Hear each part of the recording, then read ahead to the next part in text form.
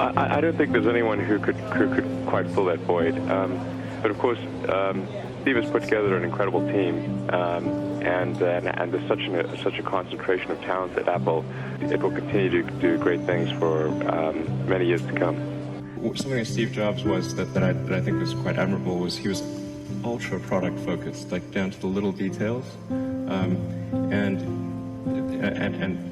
he and the other people at Apple would really try hard to have these, both at a high level and a small level, these delightful things happen. So it just that the product was it just made you happy.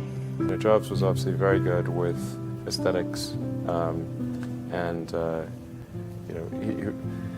he understood technology, of course, and he really understood what people wanted even when they didn't know themselves. Well, I did try to talk to him once at a party, and he was super rude to me.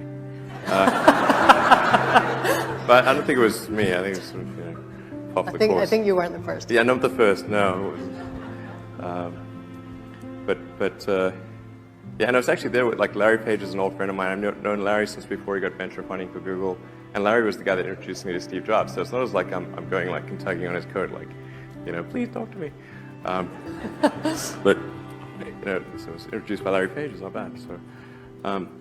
So, I mean, he obviously was an incredible guy and made fantastic products. And I don't know, there was like a certain the guy had a certain magic about him. Just sort of that was really inspiring. So, I mean, I think that's really great. Is there that magic that you try and emulate?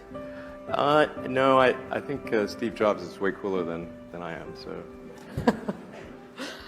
I mean, he meant an incredible amount to. I mean, he must have affected directly the lives of over 1 billion people, and made the world a better place for them in so many different ways. When it comes to obviously consumer electronics, music, entertainment of all kinds, with Pixar. The world is certainly a slightly worse place for his passing.